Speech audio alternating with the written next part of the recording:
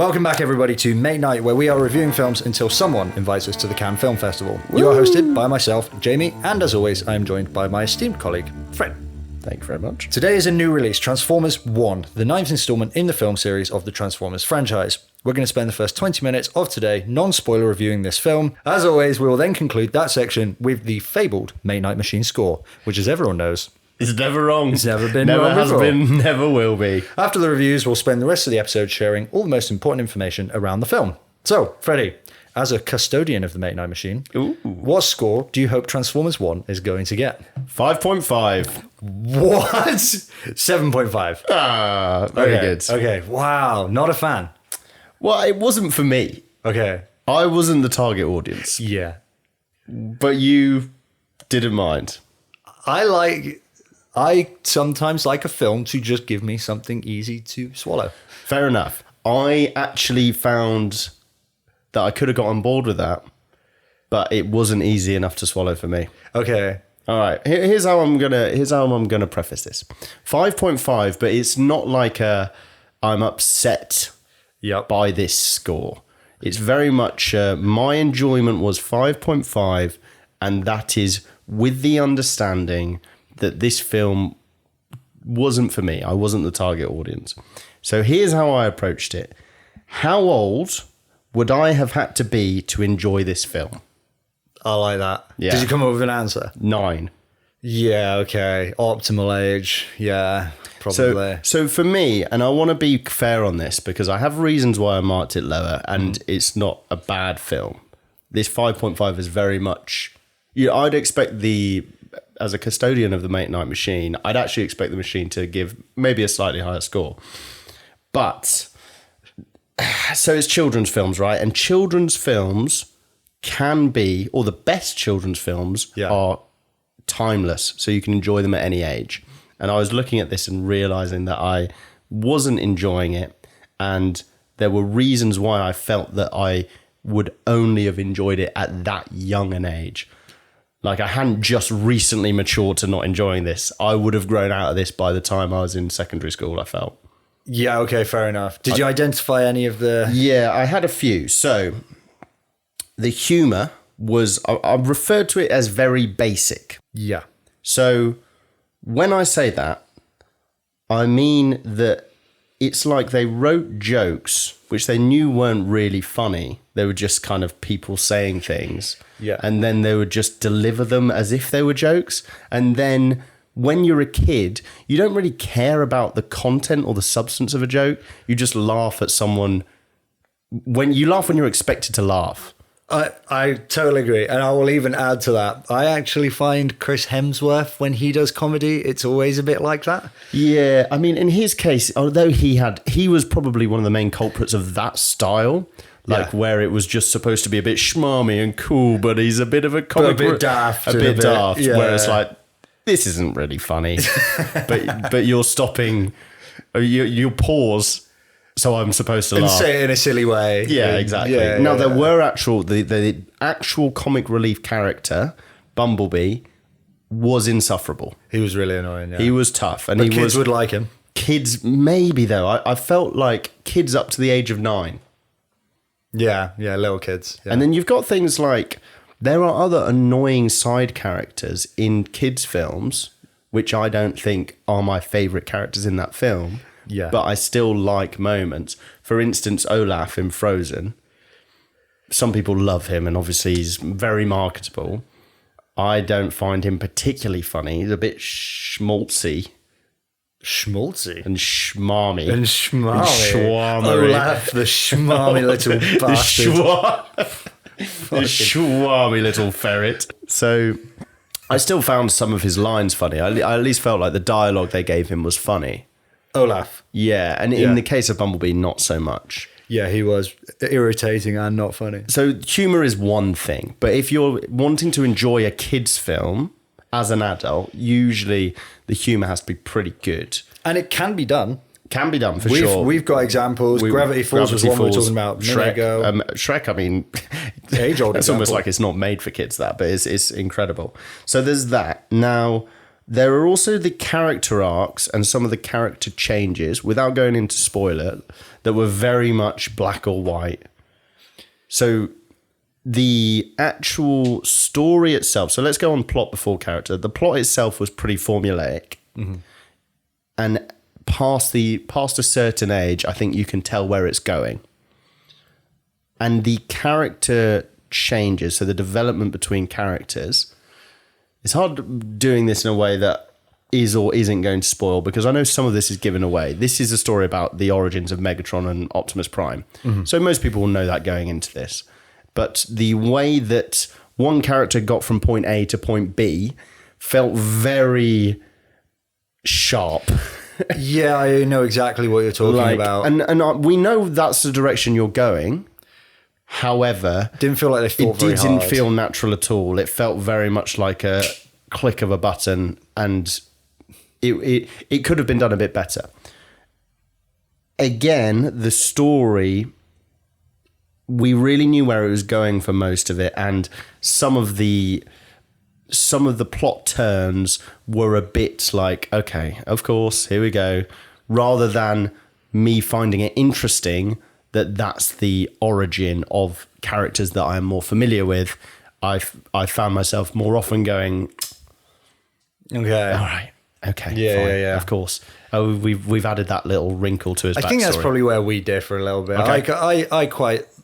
I totally agree they were predictable and basic and not essentially that well thought through. But I quite enjoyed some of the little moments in the plot where there'd be power-ups and, there would be progressions and discovery of new areas and new people from the lore. And I really enjoyed that, even if it did feel a little bit predictable. It was quite a nice experience. Well, this, I think, is my overall... what you're saying there falls into my overall feeling, which is that it was almost like a TV show episode. Like, that was the quality of the story and the characters. And the humour. And the humour. The dialogue as a whole. The overall package. There wasn't really anything that made it feel like a movie, which maybe unfairly, but in my own estimations, I dropped it down a couple of pegs. Part of the reason why I still feel that how old would I have to have been? 9.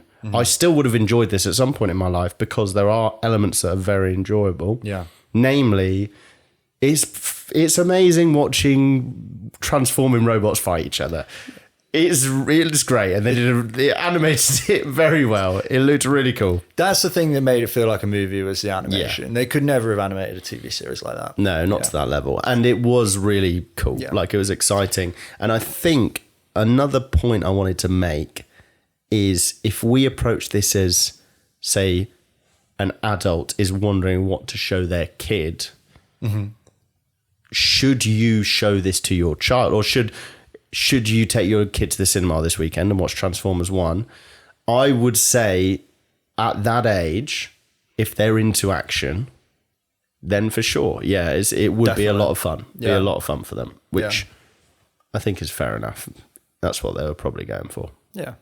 I think as well, in addition to it's fun watching Transformers fight, robots flipping around and fighting each other. I found it fun watching just the whole world, if you know what I mean. I liked how they built the society. I liked how they explored unexplored areas together. Sure. And I like to see that with, to go vicariously through the protagonist, going on a bit of an exploration around how the animators and the creators of this movie decided to show us the history of this franchise. So, which, as you know, is something I have to self-check, because I am a sucker for a built world. World building, world building gets me, and I found myself in that situation where I was like, I was taking a step back and saying, you're not enjoying this as much as you think you're enjoing it. It's just because. Does that even make any sense? Like literally, does it make sense? You're not enjoying this as much as you think you are. Yes. Is that a sensible sentence? No,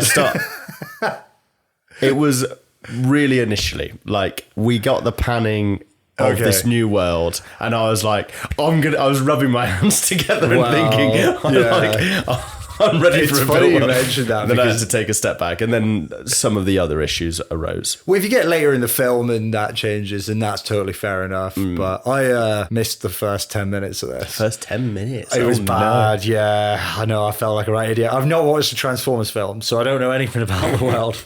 I knew to not look into the film before going into it, so I didn't know anything about the film. So when you said, I'm not going to look into this film for the first 10 minutes. So they're setting the status quo in the first 10 minutes, and I'm in the gym showers because the gas is broken on my house. And I'm spending the whole film going like, what the hell is a cyberphone? And like, what's going on with these auto things? And it was... You know what is funny, because you very missed the first unprofessional. 10 minutes, is they literally explain so much of the lore. Do they? The first scene, this isn't a spoiler, it's literally purely expositional purposes that they do this. Yes. To bring you up to speed, in case you haven't watched Yeah, you any of the set the status Transformers. quo in the first 10 minutes. Exactly, right? So this scene is the character who goes on to be Optimus Prime is in a library, like a forbidden library, where Yeah. he's looking out the old records to find some clue as to why the world is the way it is. And then Okay. he like presses record and a hologram comes up and it literally explains the lore within the first. Perfect. I could have done with that. I forgot that is a point in its favour, because I as well have watched a few more of the Transformers films than you, but I'm by no means an expert. Yeah, and yeah, I okay. sat there and thought, this is exactly what I need to know what's about to go on here. Yeah. I tell you when I joined, without trying to spoil it. It's very early on, but if you're really that bothered, then don't listen. But I started watching from when the race began. Are you sure that was only 10 minutes? No. You missed quite a lot. Did I? I think so. I was told it was like 10 to 15, so I was like, that sounds a lot like 10. It's within the first 30 minutes. Sounds like 10. Pick a number. For the sake of the podcast, that's 10. Okay, cool. So, yeah. So did that affect you? I think I'd have enjoyed it more, to be honest with you. I guess I had to be a little forgiving of some things. I had an idea of how the Transformers world worked, and I'd heard of Optimus Prime, and I knew, he's the big cheese, or one of at least. I understand. I knew there was a whole universe of lore in the Transformers world, and I knew that Optimus Prime was important in it. And then I went into the film and I was like, why does he look so pathetic? And spent like a lot of the film figuring that out. Yeah, okay. So a lot of the heavy lifting intellectually was done. I was by really yourself. focused throughout the whole movie. You approached this kid's film as an adult. Late You decided adult. to make this harder for yourself. I've approached Like, it as the kids' films an are too easy incredibly to difficult understand. puzzle to solve. Where you sit there the whole time going, what the hell is going on? Where is that guy come You from? know what? In the spirit of this, I reckon randomly I am going to do one of these new films and go half an hour in and see if I can make any comprehension. Especially of what one I'm with so about much to lore. Like, imagine if you'd have done that with Kingdom of the Planet of the Apes. It was the only one you'd ever watched. You just turned up what sounds like more than 10 minutes in. Yeah, well, in this case, the fact that they literally explained everything you need to know in the first scene, and then you just went and decided to hop in after Yeah, that. I mean, look, environmental pressures like the cold, God's Yeah, me. So gets to us all. we're gonna dip out because we need It's to find... time, is it? I think it's probably time because we need to fire up the old May-Night transforming machine. It's probably gonna move around a little bit. And what we'll do is we'll come back with the actual correct scoring for this movie, Yeah, we're yet to know. We'll find out. which I'm quite excited about. So we'll see you in just a moment. See you later.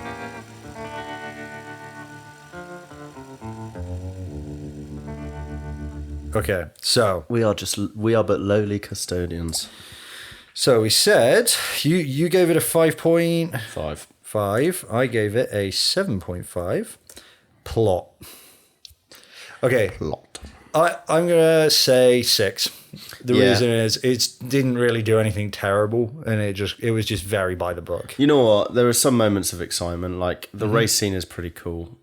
You would have definitely enjoyed that more if you had watched before, because you only really get a sense of how pathetic they are compared to the others before. Yeah.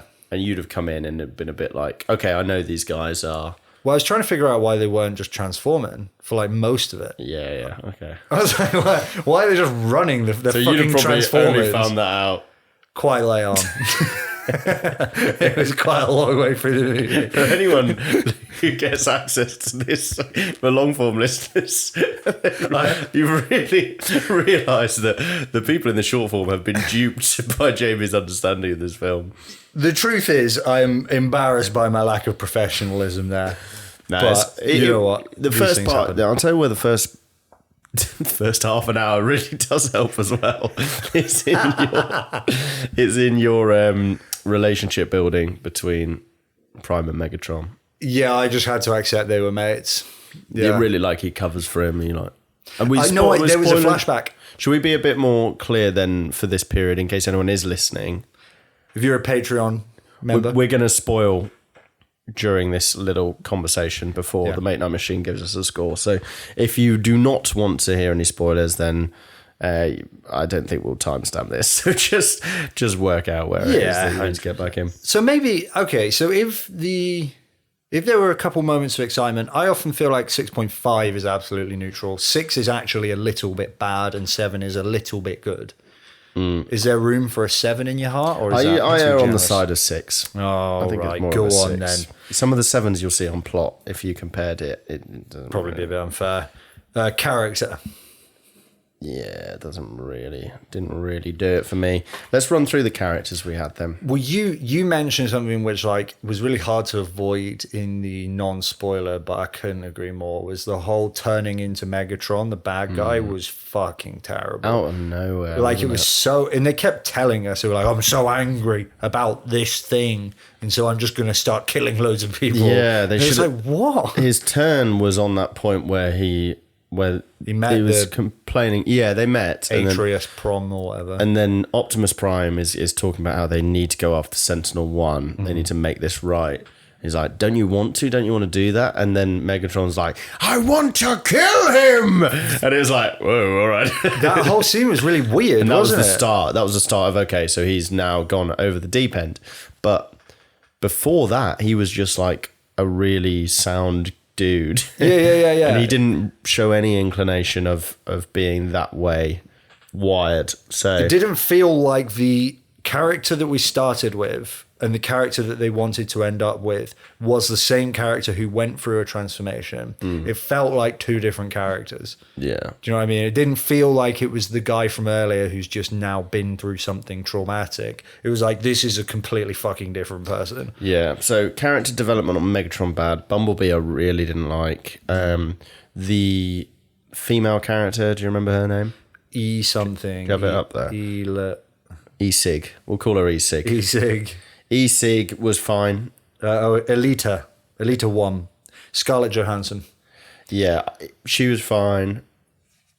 Optimus Prime as a character, I mean, he is... He was alright, wasn't he? He was pretty good. I think he's really good. Because Orion Pax was his name. Orion Pax, that's it, Pax. So even before your entry into the film, he had a really cool chase scene where he's basically... He went back to get someone or something, didn't he? Well, he was basically snooping where he shouldn't have been, finding the records in this library, and then he gets caught by, these Transformers who are able to basically run him down. He literally gets caught by them and says, "Oh, you guys may as well give me a head start," and they're like joking about it, and then he just runs off. And then there's a big chase scene where he gets saved in the end by Megatron's character. D12. D16? No, it won't be D12 because that's what the band that Eminem was in, wasn't it? So D16.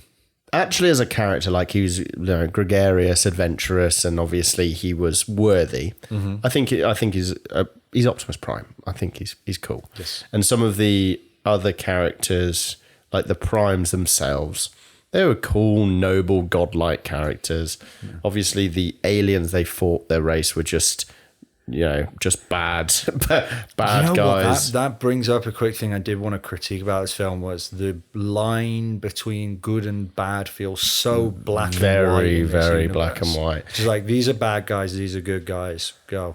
He even makes a point of it. Optimus Prime, when he does actually become Optimus Prime, he has a little speech where he says, people who I thought were friends were actually foes. And I don't remember the exact line, but he says something along the lines of, and that will never change ever again. They will never be able to come back or something. 100% evil, and I am noble and good. You're watching as an adult like, that's definitely not correct. And to be fair, this is more of a new thing. Certainly I noticed it in literature and film now, is the idea about having more complex morality, which maybe just because it's a kids' film, we haven't watched as many kids' films recently, that was a bit jarring, that there's only bad and good. Yeah.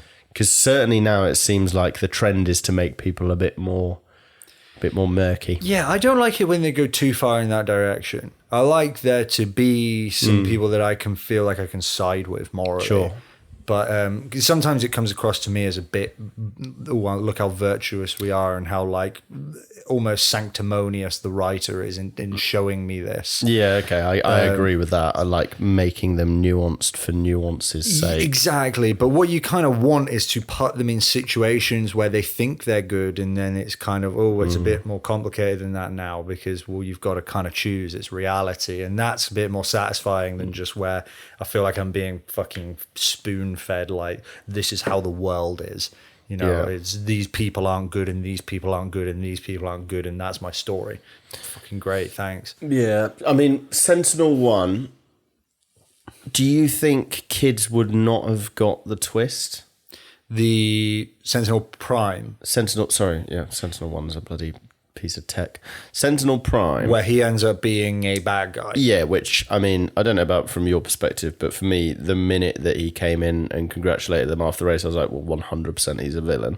Yeah. It was quite obvious based on the fact that he was going to... I was still trying to figure out how much I'd missed at that point. That's true that you were kind of off. Well, there were some scenes before as well where he was painted as like the guy who's going above to the surface and he was like, coming back as a failure. Oh yeah, it was like a massive cult of personality thing going on where he was being projected to all of the miners, and then the miners were all going like, we believe in Sentinel Prime, he's the one who's going to find the matrix of leadership. Yep, no problem whatsoever. And then he was on this projection talking about it, going like, yes, okay, we failed but we will get it.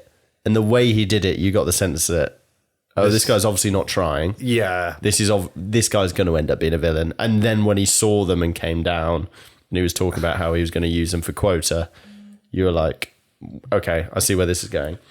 But then I thought, okay, well, maybe that's like a good level of obviousness for a young child, where it's a good reveal. And I'm being a bit snarky here. So I was wondering if you felt.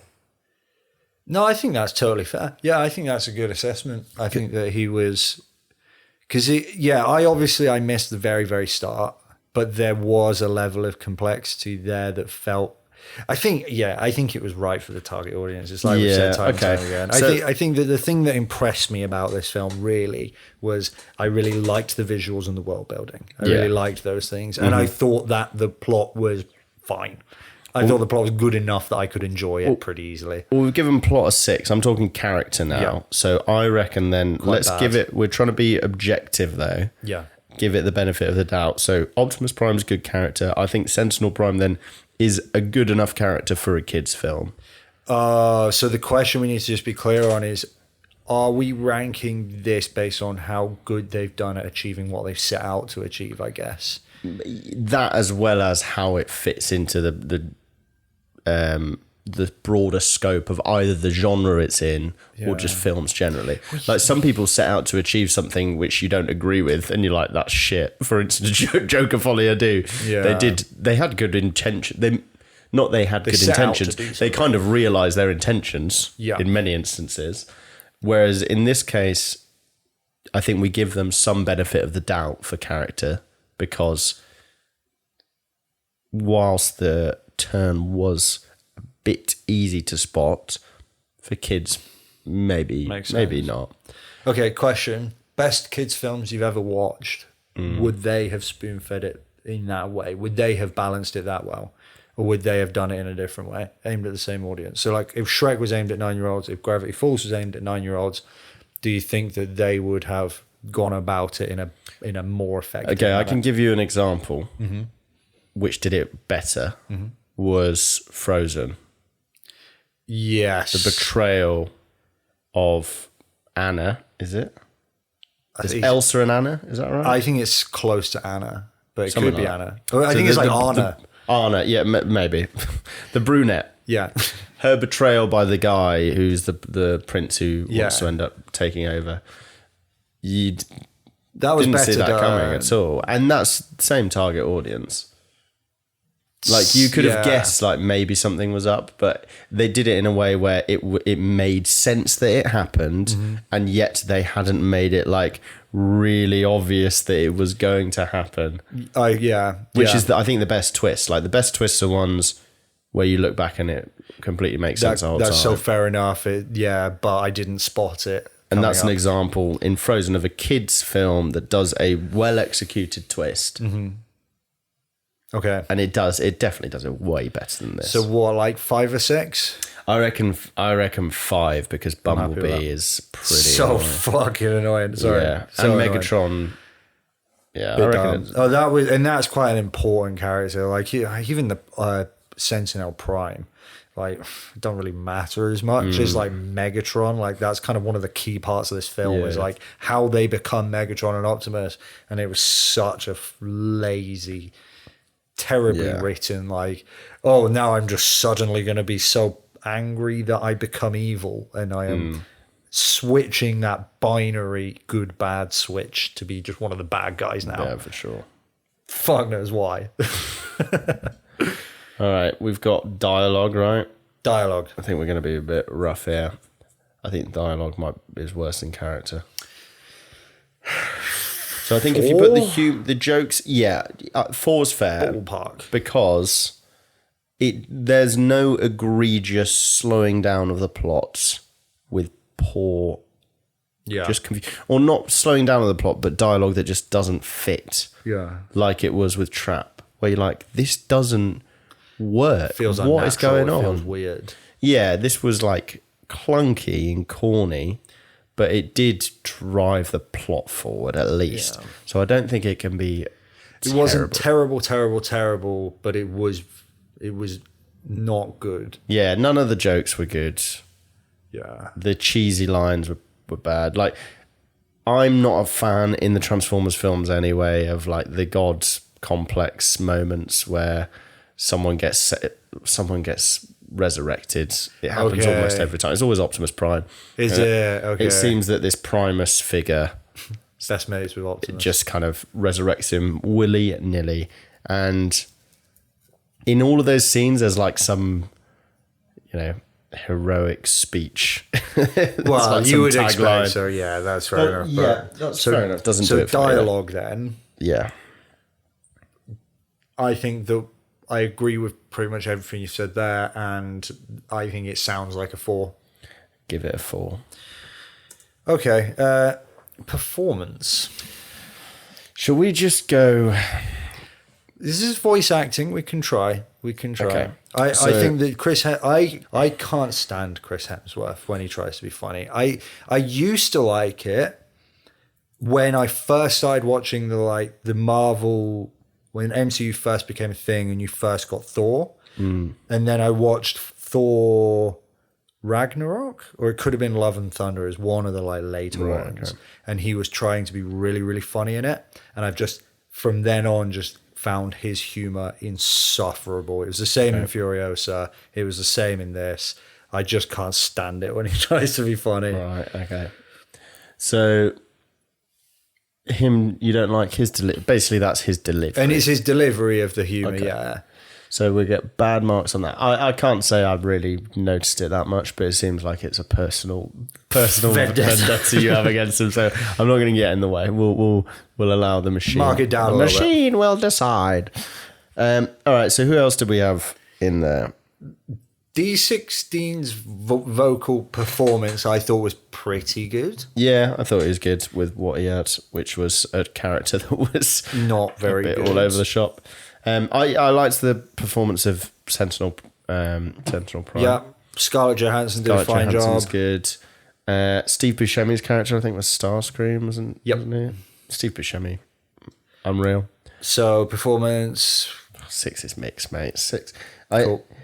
To be honest, it's almost hard to give voice actors a fair shot, really. Well, yeah, I guess you could really get it wrong if you wanted to. Visuals. Yeah, very good. Very good. Probably the strongest part of the whole thing. I would say so. I think it does. Especially because like a lot of the thing that made the world building nice and satisfying for me was I was really happy with the surface that they made, and I was really happy with the city underground that they lived in that they'd made. And if they'd have done a shit job of that visually, I wouldn't have found it satisfying. Do you know what I mean? Yeah, I think one thing I wanted to comment on as well is the fight choreography was very clear, which you find is okay. There's variation in things like anime and animation, and one thing they do really try and do, and they have a lot of ways of doing it, is make it clear who's punching who's fighting who's on the back whilst foot. They're really having this dynamic, fluid set piece going on. Yeah. So funnily enough, in anime, there are actually like really funny stills that you can take. Like you can do like pictures, pause it, and they're like just like a blob on a screen, and someone's drawn it. Yeah. And they do that because that adds to the overall picture. That illusion looks really good. Yeah. So in this case, I thought the choreography was really good and clear, and the fight scenes I was very impressed by. Excellent. So I'd go 8. Okay, I'd be happy with 8. Yeah, I think that's good. I reckon it was a good outing. Sound. Well, the Transformers theme's pretty cool, isn't it? Didn't hear it at the start. Oh, I tell you, the sound design's always cool. Yeah, that's true. Pretty good. Sounding 7. Like a 7 to me. 7. Sounds like a 7. Impact. Very middle of the road. Did you have a look 5, at 6? Yeah. Do you want to guess? Budget box office. So how long has it been out? About 3 weeks in the US, but in the UK only since last Friday. What was its budget? Oh, you want me to guess its budget? Cool. Animated film, heavy hitters on the cast. I'm going to go 100 mil. 75. Okay. Oh, that's not too bad. Mm-hmm. All right. And in terms of bringing home 3 weeks, let's go 100 mil. 111. Okay. All right. So what kind of came and went. Very middle of the road. I imagine critically 5. it's been pretty... It's done quite well. Yeah. Someone actually ruined the IMDb score for me. I tried not to look, but... Right. It's like 7.8 or something. Yeah, it's doing pretty well. And the movie critics as well. Is that what they call it? Movie something on IMDb? What the hell do they call it? The one for the professionals. I don't know. I haven't seen that on IMDb. Metacritic. Oh, okay, yeah. That's the one where it collates and aggregates. Is that IMDb as well? They have a Metascore. Oh, like just as part plug-in thing. 63. Okay. IMDb 7.8. Yeah, that's pretty good. 6. 6. Most recent 6 we had was Invictus. 6. So it feels like a 6 to me. It might be a 5. Give it a 6. Okay, so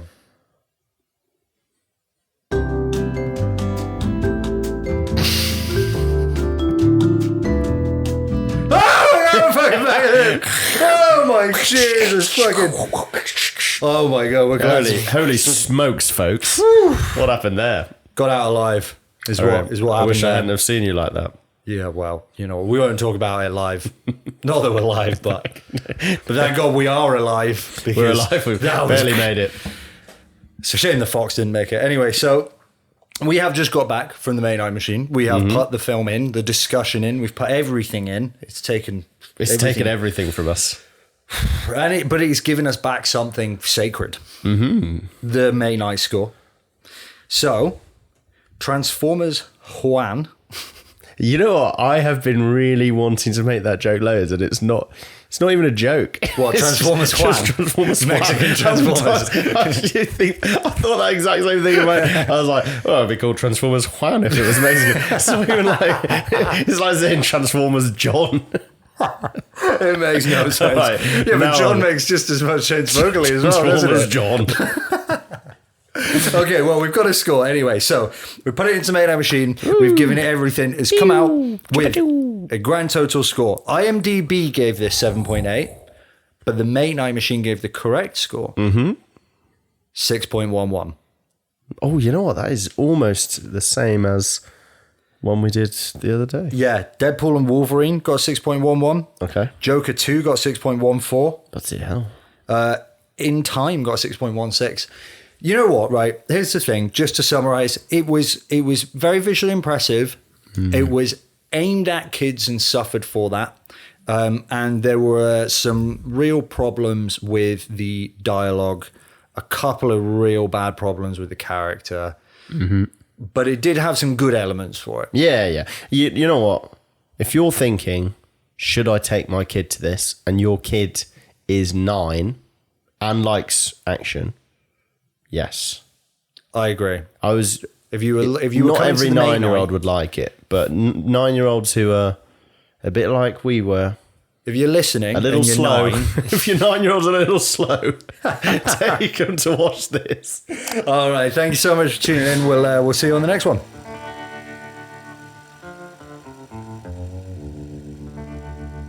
Oh yeah. So what would a teaser look like? Okay, so we're into the spoiler section of today. Yeah, I've surfed the internet. I got my board out and I went around and I looked for some. I had to learn a bit about the Transformers world because nice. I missed the exposition and all the other films and anything else that existed. But you really liked it. But I really liked it. It was a good fun movie. We've got some stuff on the total Transformers film franchise budget and box office of all time collated together to see how much they've spent on this, how much they've made from it. I've looked at who the biggest names in history in the Transformers franchise have been involved, because there were some big names in this. So we had we had Steve Buscemi in this. Yeah. But who have we had in the past, you know? A couple of interesting ones on there. Get us started though. Director Josh Cooley confirmed that Transformers 1 is not part of the same continuity as the live action films. It's standalone. That's very interesting. That's convenient, that, isn't it? I think that's exactly why he did it. That's what they... Yeah, you know what? I can't complain why they've done it, because it makes sense.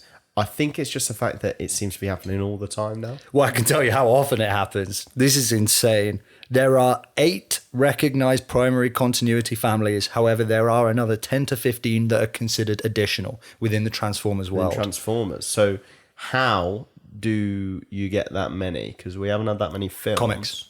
So the comics have done alternate ones. I suppose if you say it like that, though, I mean, you could argue that Batman has like 100 different continuities for all the whatever. Why not add another one?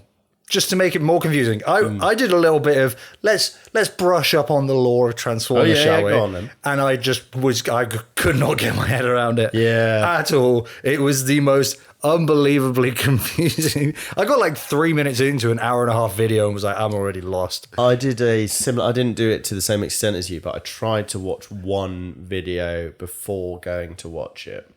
I was like, I'm going to watch a lore video. It was a Screen Rant video, and the guy on it was as insufferable as Bumblebee. I've seen the video. I was like, mate, who's the target audience? Yeah. Probably like, the people who watch. Just tell us or make jokes. Don't be informative. Like, it was very informative, and then he'd just do like a ridiculously corny joke. Yeah. That wasn't endearing. Yeah. Maybe it's just because maybe I just didn't like him, but I'd grow to love him.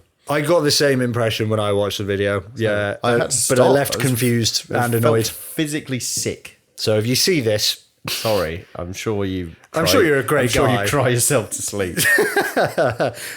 On the continuity, the Transformers 1 was set 3 billion years before the events of the films. So before the events of the films. So I think we can 3 call billion that years. today, really, because I mean they took place over the last 50 Let's say years. today, yeah, marginal differences between 3 billion, 10 and 15 3 years. billion and 50. Okay, 3 billion years. And was it a bit like Batman 1 or year 2, where when they say 1, they mean it's the first year?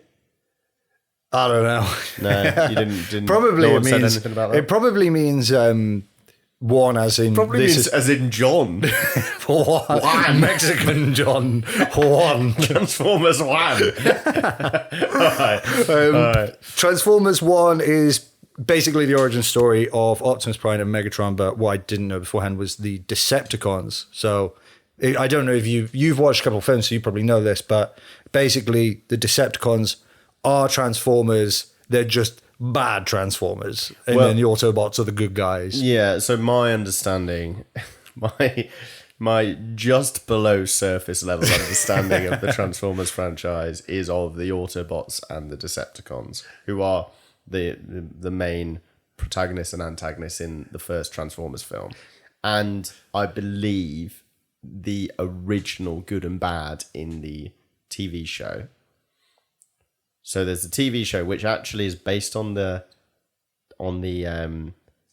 toys, maybe? Really? Either or. They're very much like it's a chicken egg. It's a chicken egg situation. So I think it might be like, you know how Pirates of the Caribbean is based on the theme park ride? Yeah. And people think it's the other way around. I have a feeling the toys were made, then they have a TV show. I like that. I read Might that. not be true. I might have made that up. I'm taking that as fact. I like the You idea heard it that here that's true. first because it's not true. You're welcome. That's You're why welcome. you heard it. Tell all your mates who Tell everyone. Tell all the walls in your insane chamber. Yeah, exactly. Spread a little misinformation. It can't hurt. So, whatever happened, there was the Autobots and Decepticons, and then obviously as they built the world and built the lore, they have like the Primes and Primus, and clearly the Xenarthons. Do you remember who the antagonists were in this? Yeah, I do. Actually, I've got a full breakdown of the hierarchy of power. Okay, And when yeah. I say full, I mean there are 3 levels. Okay, you go into that right now. I'm going to tell you. So here's the basic hierarchy of power within the Transformers universe if you're about to watch Transformers 1. At the top, you have Primus, Yep. who was there before time. Before Timus. And his That make you probably laugh. Sometimes you just courtesy laugh, but that one for some reason. No, that was a fake one. That was a fake one. So he's basically a deity. He's a benevolent character. I mean, one thing that I've come to realize is in the Transformers universe, rather conveniently, there is good and there is bad, and you basically just fall into one of those camps. He made a character called Unicron, which is an anagram of unicorn. I don't know if that's relevant in any way, but it's very close. You change one letter and this evil deity is now a unicorn. This is the standard of writing you will come to expect in this series. So you've got, he's a world-eating deity, but reasonably simple-minded. He's just chaos and consumption. Yeah. And so you've got your yin-yang at the top. Below them, you have the Transformers and the Quintessons. So the Quintessons are again just evil, but they're aliens and they're also a little bit robotic. Yeah, you saw that. Then within the Transformers, you have the Autobots and you have the Decepticons. The Decepticons, again, are evil, and the Autobots are our boy Optimus Prime. Yeah. And they're the good guys. So always. here, I think, was some nuance within the film. You had the Primes, who are almost like they're almost like the disciples of Primus, would you say? That's what it seemed like. Yeah, I thought I'd written that, but apparently not. Right, okay. That was a whole like layer I was going to add, and it looks like I just missed it. Okay. So thanks. So the Primes were almost like the rung below Primus on the good guy's side. Mortal. And they were fighting the You'll have to remember. Quintessons. And then they, in Transformers Juan, spoilers, they're dead. They get fucked up by like a group of little minion aliens pretty easily. So they're dead. And then Optimus Prime, originally not a Prime, but gets granted the matrix of leadership and becomes a Prime. Now, one thing you did almost get to, which I was going to mention before you very eloquently explained who's who, you said the Decepticons. Who are they? If you know anything about Transformers, you do know at least the Autobots and the Decepticons.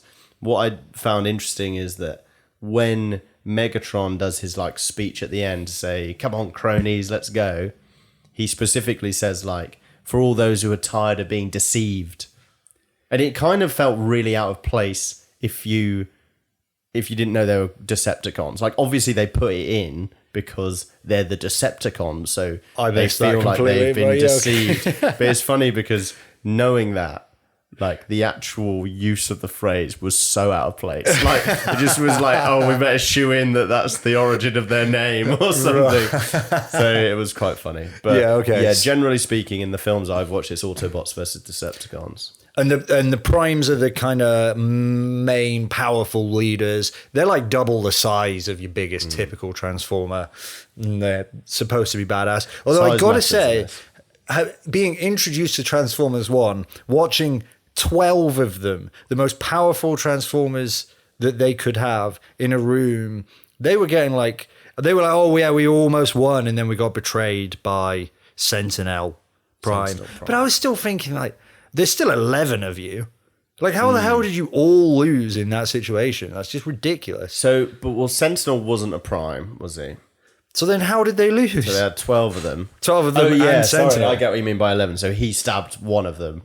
No, I just mean, I thought the Sentinel was one of the Primes, no? No. So they made a point of saying they did mention something about that.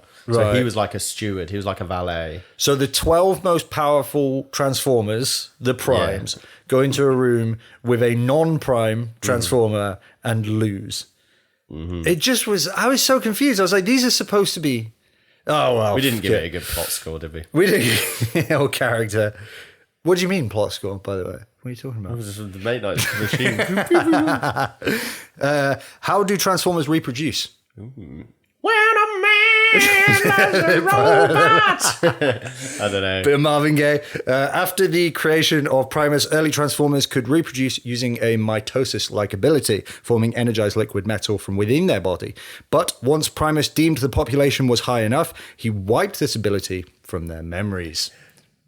Primus did that? Yeah, apparently. That is pretty dark for a good guy. Deviant, isn't it? Yeah. I am absolutely good. Also, if he's that, like, if there was a specific size of population he wanted and he was putting them there in the first place, why not just put the right amount to begin with? Yeah. Why take away their ability to procreate? To reproduce. That's almost worse than their... That's horrific. We're just going to castrate my entire civilization. Wasn't like one of the main points against Sentinel Prime that he took away their choice, their ability to, their freedom, their liberty? That is actually a shocking revelation.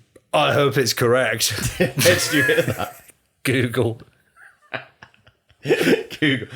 probably made by the Xenotons or whatever the the fuck they were called. Unicron, owned by Unicron.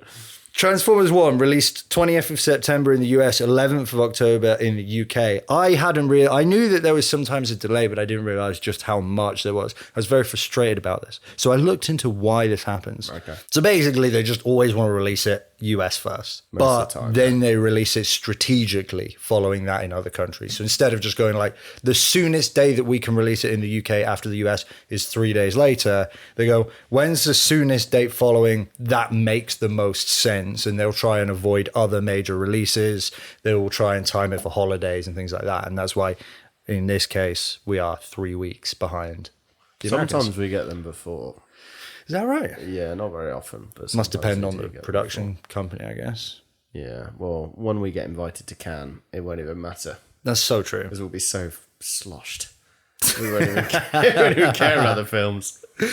On to the Transformers box office. Yeah. Smallest budget of the whole franchise. Take a guess. What was it? 75. For Transformers 1, it was 75. How many have they done? So the films, are you including on it the original Transformers movie? So actually, no. And the only reason for that is because I did find a good source for this and they didn't put a budget box office for that. So we're talking about the original cartoon movie. yes. I think that would have been comfortably the lowest. I agree. So the Michael Bay ones were, I think, a lot of money and made a lot of money.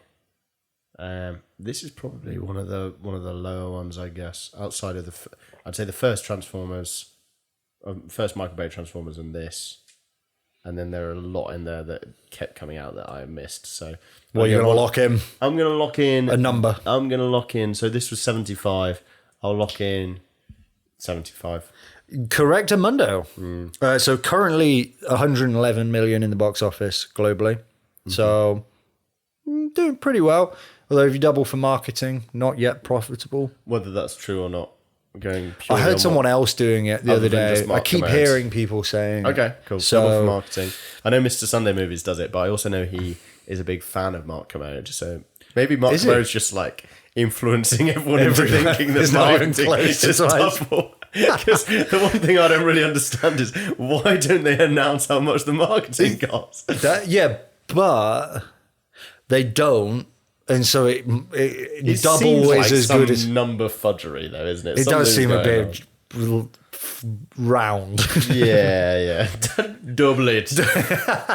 Okay, cool. So, biggest budget of the whole franchise. Want to take a guess? I'm going to go with one of the middle of the road Michael Bay ones because I think he stopped directing them at one point, but I don't exactly know.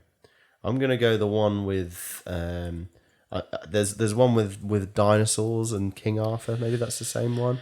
The Great Sword, the sword of Camelot. Age of Extinction is the one with the dinosaurs. Okay. But I guess what I'm really asking for is more of a number. Because, okay. All right, let's go with 200 million. Okay. The biggest budget Transformers film in history, $217 million. Want to guess its box office? That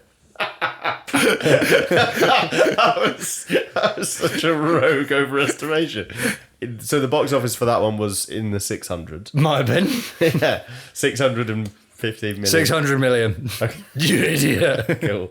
That was Transformers one of the lower ones because I know a lot of them crossed a bill because they do very well in China.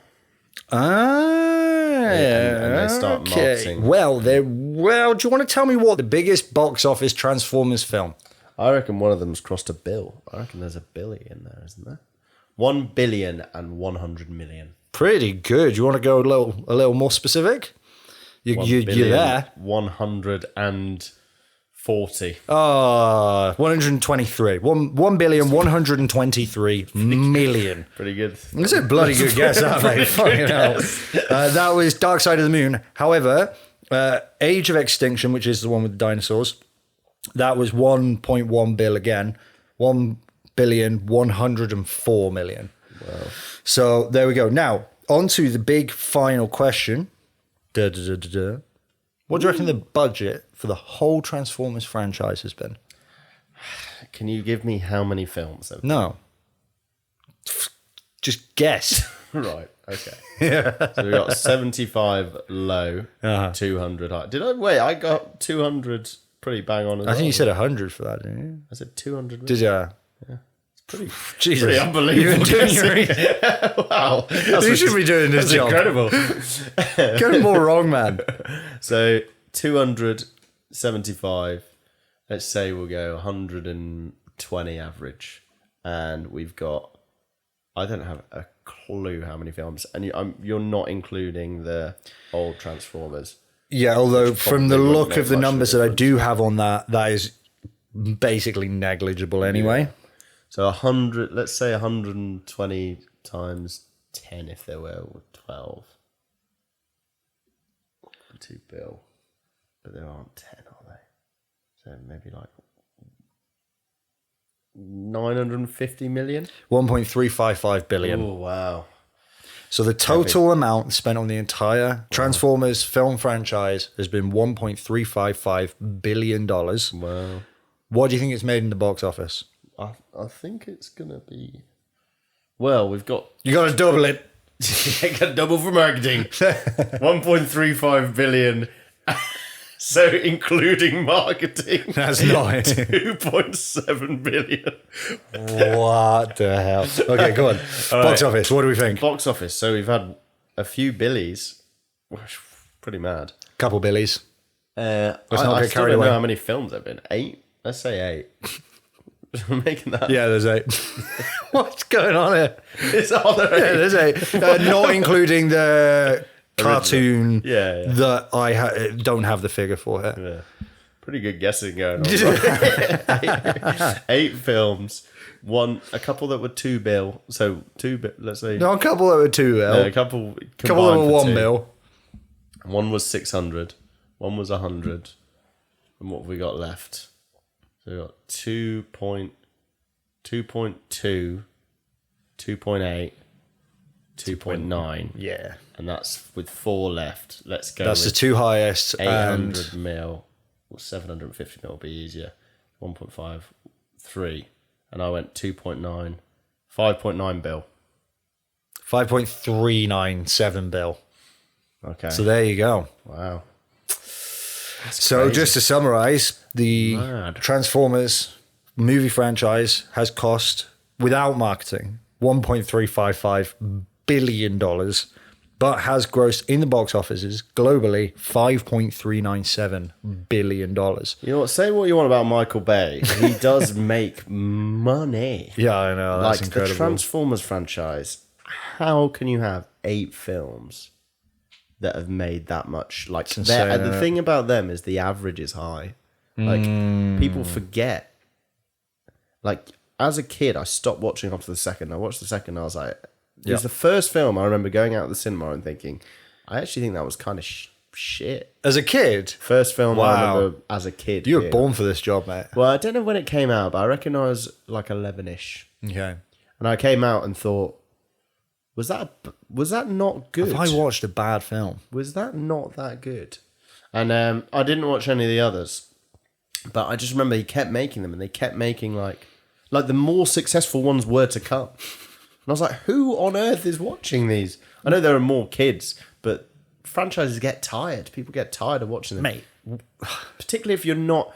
That's the thing. Like, there aren't many people who are older who are sticking around for the Transformers films. It's not like Star Wars, where there's real investment in the lore. Mm-hmm.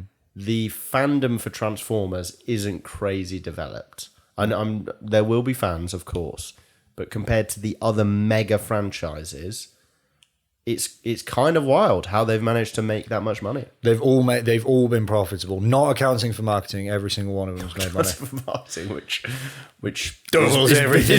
Just double it all. Just double it. Yeah, it's insane. I mean, it reminds me of Deadpool and Wolverine.